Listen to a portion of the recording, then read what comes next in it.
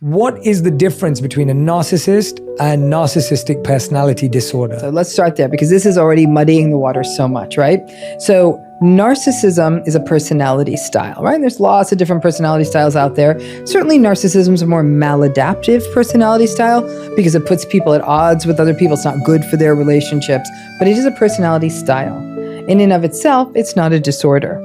There is something called narcissistic personality disorder, which is when a person is presenting with these various narcissistic patterns we've talked about: the low and variable empathy, the entitlement, the grandiosity, the arrogance, the envy, the admiration and validation seeking, that whole laundry list, the egocentricity, all the selfishness, all that stuff, right?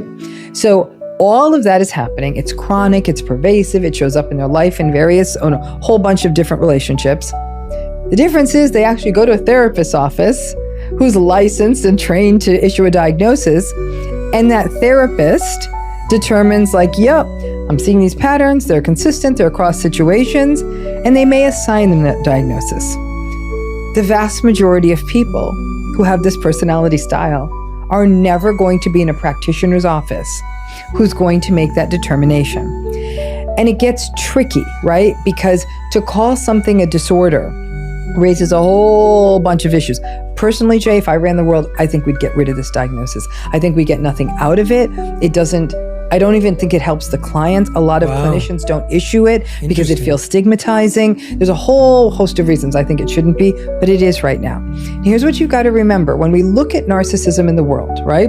So there's people out there who are narcissistic. They might be mildly narcissistic and a little bit more emotionally immature and just sort of selfish and shallow, all the way up to severe, where it can be malignant and it can be coercive and manipulative and all of that. And there's all the stuff in between.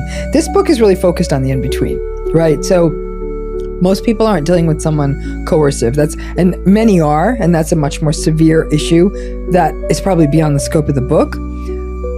But most people who are dealing with the mild narcissism, they're frustrated and annoyed, but they're not devastated and hurt like we see in that sort of middle level of narcissism, right? So the difference is literally that sort of mechanical point.